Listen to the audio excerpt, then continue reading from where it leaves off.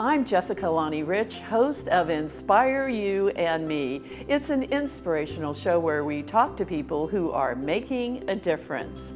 On this week's show, we have Michael Marsh, President and CEO of Responsive Caregivers of Hawaii, Connie Sizemore, Executive Director of Surfrider Spirit Sessions, and we're on the road to the Made in Hawaii Festival.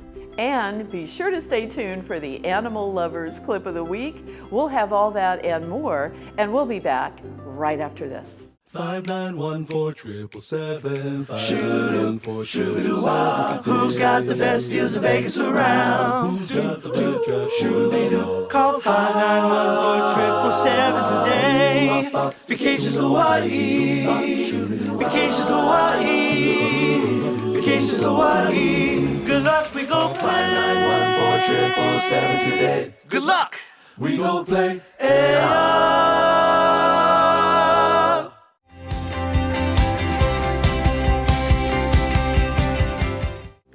Who inspires you? My mother inspires me each and every day. And what is it about your mom that makes her special? Her hardworking attitude and just the way she is to people. She's just amazing. And how does she make your life better? She makes my life better just by being my mother and putting me on this earth, honestly. Sean, how old are you? I'm 13. Sean, who inspires you? Sidney Crosby. Sidney Crosby is a professional hockey player for the Pittsburgh Penguins. He's insanely good. And what inspires you about him? His play style, the way he plays. And what else?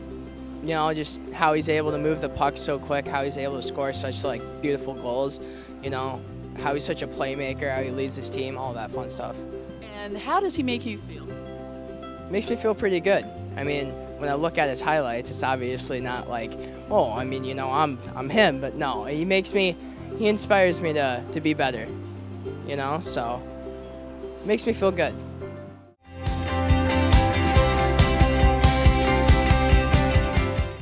We are very pleased to have as our special guest on the show the President and CEO of Responsive Caregivers of Hawaii, Mr. Michael Marsh. Aloha, welcome, Michael. Aloha, my pleasure. Thank you for having me. Michael, you are the President and CEO of Responsive Caregivers of Hawaii. Tell us a little bit about your work. Yes, Responsive Caregivers of Hawaii is a nonprofit located on Oahu. We have 4 locations. We provide day programming and group homes for adults with intellectual and developmental disabilities. Our main day program site and our admin offices are located out in Kapolei. And then we have a satellite day program at the Dillingham Plaza closer to town. And then we also run 2 group homes, one in Kapalama and one in Aiea, where we have residents with disabilities who live with house managers 24/7. It's their residence. So we have day programming and group homes, and we like to say that we measure our quality by compassion. So we have a very dedicated team of caregivers who take care of the population that we serve, many of whom are medically fragile, elderly, they have behavioral issues. So they're some of the most vulnerable of the population of disabled individuals on Oahu.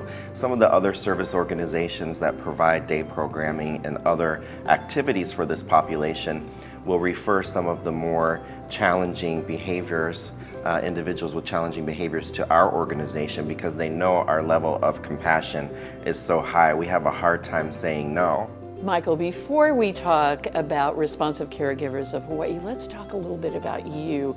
How did you get involved? I had been coming back and forth to Hawaii. I'm from Ohio, born and raised in Ohio, traveled all over the world, but never left the state of Ohio as far as living somewhere else. And my partner and his mom have a home in Mililani. She was born and raised on Oahu and transferred when her stepfather was transferred in the military. She was 15 years old, and he was sent to Louisiana, and she went along, and she met her husband-to-be, who was 18 years old in the military, and they ended up getting married and moving to Ohio and raising a family and starting a business.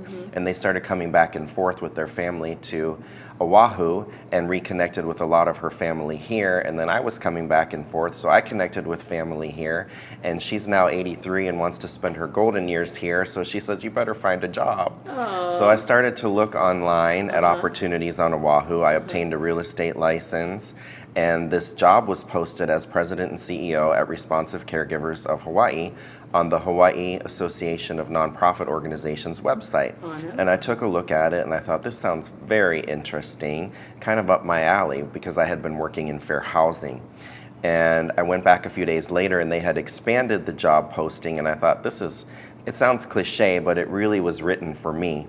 So I applied and I got a phone call from a consultant in California that the board here at Responsive Caregivers hired to help with the administrative functions of a CEO search, a national search. And she called me and she said, we've had 110 applicants, but you really stand out as a strong contender. She said, but the board really doesn't want to talk to anybody from the mainland. She said, so it's my job to get them to talk to you. She said, because you're such a strong match. So my background in fair housing, I think, really prepared me for this role because I started working in fair housing back in the late 1990s, and I rose to the president and CEO position at the Toledo Fair Housing Center for the last 5 years before I moved here. And what I noticed, Jessica, was a shift in demographics in the over 2 decades that I devoted to equal opportunities in housing. When I started in the late 1990s, race was the largest or highest basis for fair housing complaints, housing discrimination allegations, locally and nationally. And over the years, that demographic shifted from race to disability. So disability surpassed race to become the largest basis for fair housing complaints. So I started to align our organization, our fair housing work, with disability service organizations in our community. And I think that really prepared me for this role at Responsive Caregivers of Hawaii. You're talking about the 1990s and your background and all your hard work. Let's transition to the present and your work now. Share with us what's going on. Yes, all of our folks have intellectual or developmental disabilities. Many of them have behavioral issues. Some of them are medically fragile, require feeding tubes. Many of them use wheelchairs, walkers. So we take some of the most vulnerable of this population into our programs. We have a hard time saying no, as I mentioned.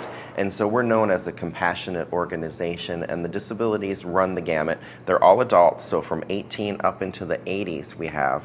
And we try to introduce them to activities in the communities. Those that are more high functioning, we take out on community learning service activities. Wonderful. Just going to the park can be a big deal for this population. Going to McDonald's for a cheeseburger can be very exciting. Yes. Going to Kamakana Ali'i, to the outdoor mall, and walking around. And it's important to us, our values as an organization, as a board and staff and the people we serve, is that these folks don't belong in institutions.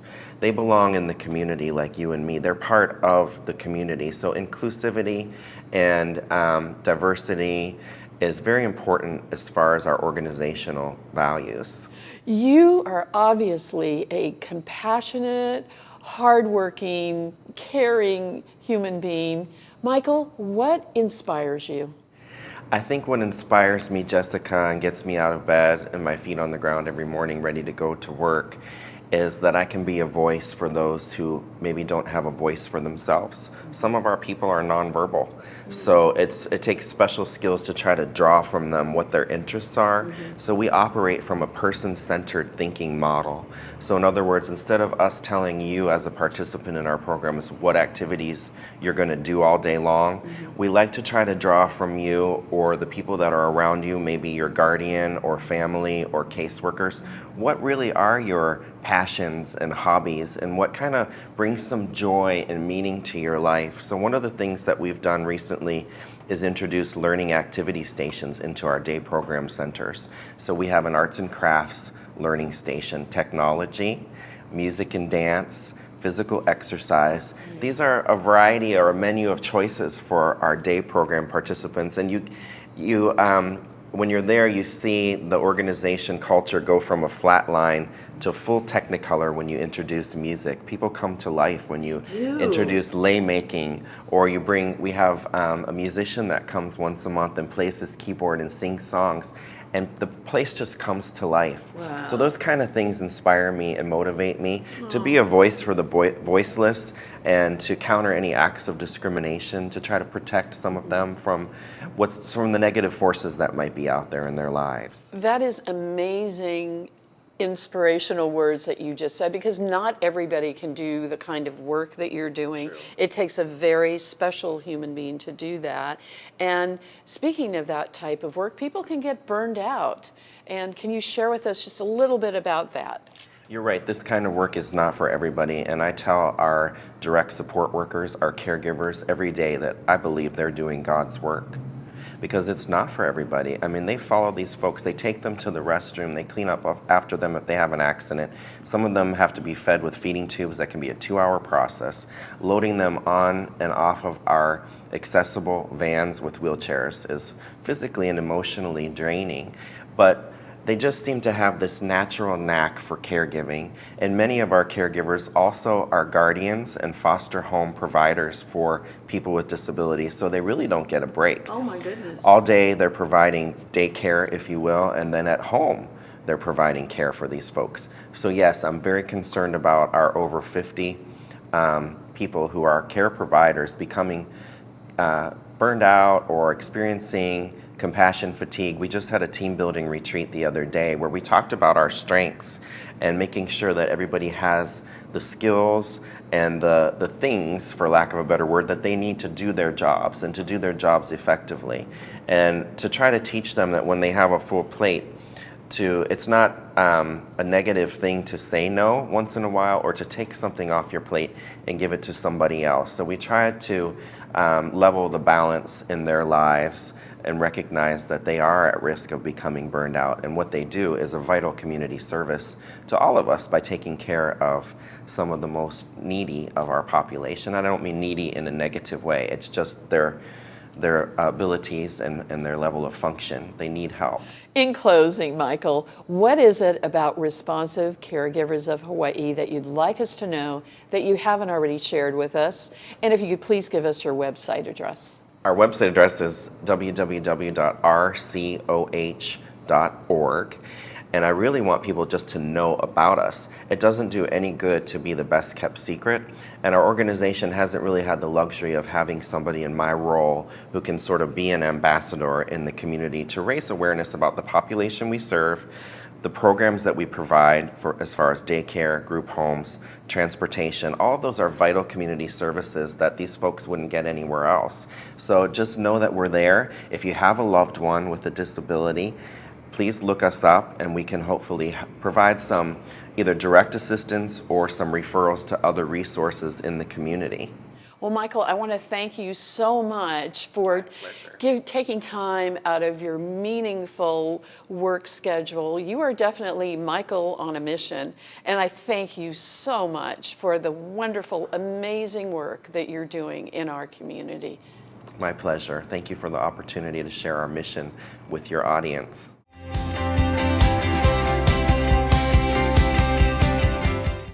Unique, majestic, inspiring. Hawaii's hidden gem on the windward side. Just a short scenic drive will take you to one of the most extraordinary locations in the world.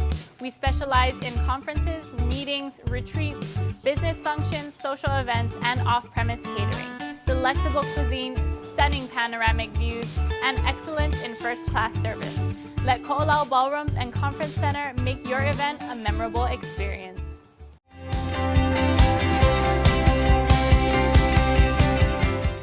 I have a special guest with me today.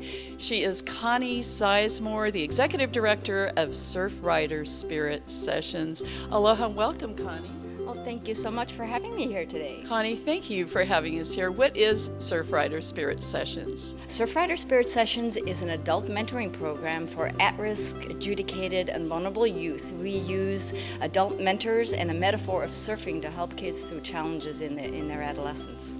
A lot of the kids that you serve come through the judicial system. How do they find you? Well, originally we did start primarily through the court system, although we have now expanded to kids from all sorts of different youth serving organizations.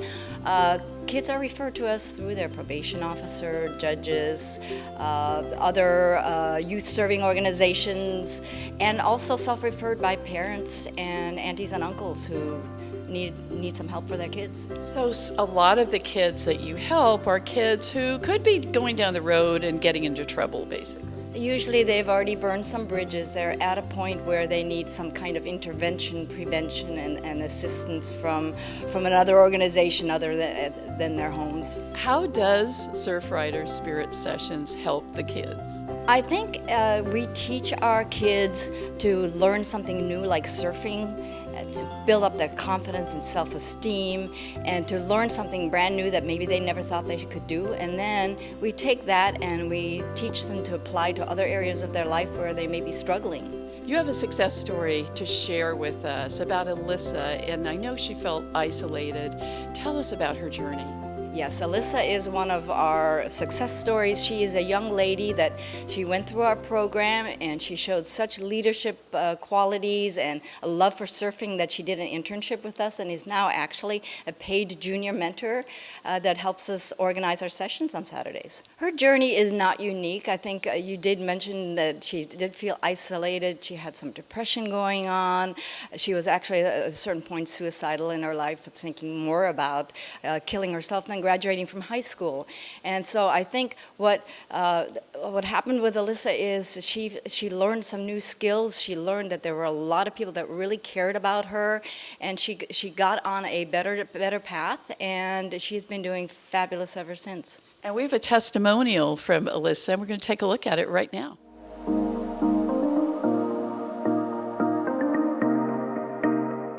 Through her development, we feel like Surfrider Spirit Session literally saved Alyssa's life. Prior to going into the program, she really felt like, and she actually said it in her own words, that she thought more about killing herself than actually graduating from high school. And so with each and every Saturday during the Surfrider Spirit Sessions, we saw this transformation in her from being extremely withdrawn, depressed, to somebody who is more confident, independent, more sure of herself. And we truly attribute it to the mentors and the program and everything about the program that it embodies to help her develop and really have some life skills and coping skills, which she builds on and she carries today. I got recommended to Surfrider Spirit Sessions by my therapist because she thought it would be a good idea for me to go out and try something new. At that point in my life, I was suffering from depression and I didn't want to go out and hang out with my friends, so she thought that recommending me to the Surfrider Spirit Sessions would help me change. In a situation where you have an at-risk teen, you're just trying to grab at anything in order for them to connect to and find a connection. And so at the point in which we were, at the lowest point in our lives, anything would help, and especially anything that's free. So definitely, there's really nothing to be on the fence about because the mentors as well as the volunteers, they're all loving and they all come from a space where they struggled through similar issues, and it's super easy for them to relate to. So I have a lot of confidence in the mentors, the volunteers, and the program itself.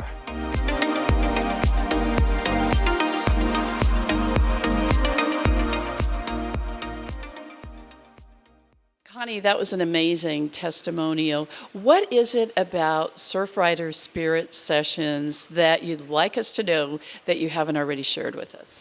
I think what makes us so successful is our volunteer mentors, who are fabulous people that donate their time to these kids, and the kids know that they're in an environment where they're loved and accepted and nurtured, and these volunteers really care about them and are giving up their own time on the weekends because they want to help. And they're getting a lot of special attention, too. They are, in most cases, one-on-one attention, and these relationships can last well beyond on the session. We hope that they will surf together for years to come. Connie, how can people get in touch with you if they want to be a volunteer? You can get a hold of us at 593-1718. We are free of charge to all kids ages 13 to 18. You can be referred by a judge, PO, or even a parent school counselor. Again, ages 13 to 18, male and female. And it's free of charge. We provide surfboard, lunch, a mentor, all the activity resources. The only thing the kids need is transportation to Waikiki. Connie, thank you so much for being a guest. Keep up the good work. Take care and aloha. Thank you so much.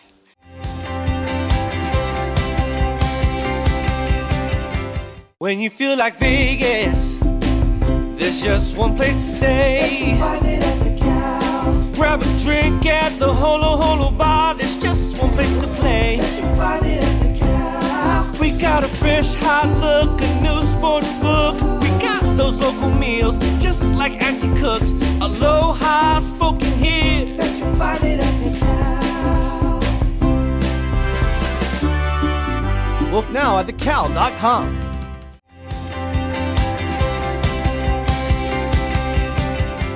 We're here at Blaisdell, and there's a lot of excitement, and I'm excited to be here with the executive director of the Made in Hawaii Festival, Amy Hammond. Aloha, Amy. Congratulations on the huge success. Yeah, thank you so much. We're so excited. How many years have you been doing this? This is my 22nd year, but this is actually our 24th annual First Hawaiian Bank Made in Hawaii Festival. It seems like there are just so many people here that you hit a nerve, that people really want more Made in Hawaii products. I think people can really grasp the concept of buying local, and they can see where it trickles down to their family, and especially here in Hawaii where lots of people have second jobs, so you can get all of your aunties and uncles to come out and support you. How many vendors do you have here this year, and what is different about this year from last year? Well, this is actually, we have about 420 exhibitors this year, so this is one of our largest. And I think this year, we just I sort of feel a pulse with all the situations that have been happening, like on Kauai with the flooding and on the Big Island with the volcano. We're really seeing a lot of support for the vendors that have been impacted by that, and we've been trying to focus and showcase them as well. Amy, what inspires you? You are out there in the community. You are one of the most inspirational people in our community. You're always doing events. What's your secret?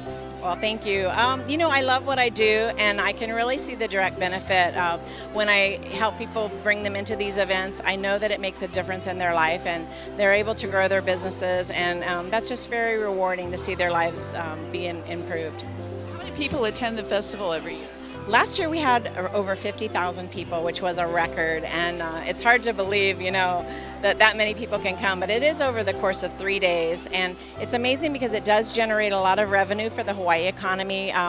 We estimated about 10 years ago that it was $10 million in revenue generated just in the 3 days over the festival, and then about 14 to 15 million over the course of the year, because other buyers will come back and order things for their stores. Amy, in closing, what is it about the Made in Hawaii Festival that you'd like us to know that you haven't already shared with us? Well, we just really want everybody to kind of support this event every year, because it really does impact a lot of the families here, and I think there's quality products, so come down and shop.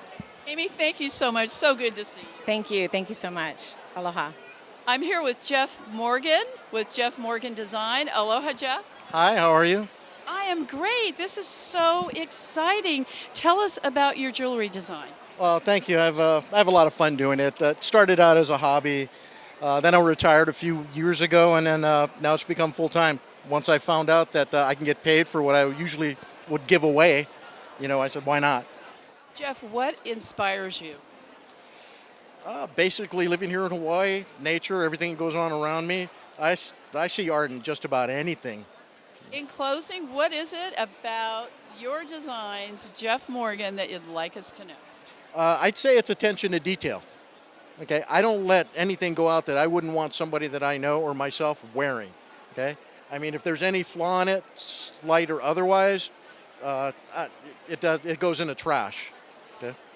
Jeff, thank you so much. Keep up the good work. Thank you very much. We're here at the Made in Hawaii Festival, and I'm really pleased to be talking to the Lauhala lady. Aloha, welcome, Linda. Aloha and welcome. You are the Lauhala lady, and I understand you've been doing this for almost 30 years. Yes, I started weaving as a therapy because I'm a cancer survivor, and so I lost the use of my left arm. So my sister, who was a weaver, also told me one day when she was helping me, she said, put that ball down and start weaving and move your fingers. And that's how this all started, was out of therapy. How long does it take you to make a Lauhala hat and a Lauhala mat? Everybody asks me that, but it's a process. The process starts under the tree. when you're picking the challah. If I add up like a day and a half for just cleaning and prepping, and maybe for me, I'm pretty fast. I can weave a hat in a day, but other people probably, I would say, a solid week. A solid week. Well, Lauhala lady, thank you so much for the beautiful work that you're doing. And I also commend you for taking the cancer and making something that makes people happy from the pain that you had. Congratulations, you are a true inspiration. Thank you so much, and thanks for the interview.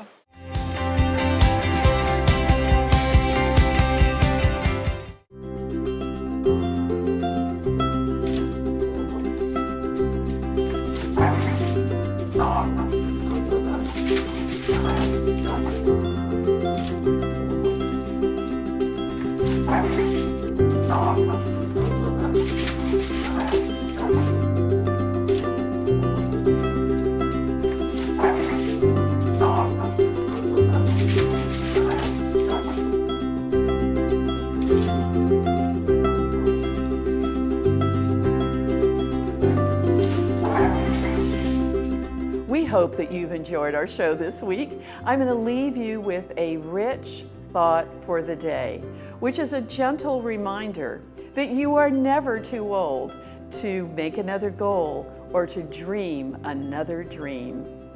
Think about it. Until we meet again, I'm Jessica Lani Rich. Take care. Oh, my, it's a beautiful world. I like surfing Waikiki. I like to paddle out beyond the white breakers, where a man can still be free, or a woman if you are one. Yes, I do like surfing Waikiki. My, it's a beautiful world. My, it's a beautiful world. Oh, my, it's a beautiful world. My, it's a beautiful world.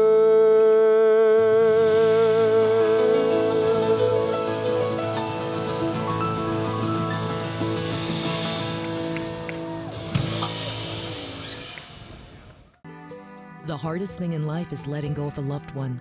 Finding the right provider can be essential in your time of need. Celebrate your loved one with Ballard Family Mortuaries. We offer a full range of cremation and burial services on Oahu, Maui, Hilo, and Kona, with professional guidance and specialized attention you can trust at the most affordable cost. Call us today for a free consultation on funeral service options available to you and your family. Ballard Family Mortuary Group, serving Hawaii since 1997.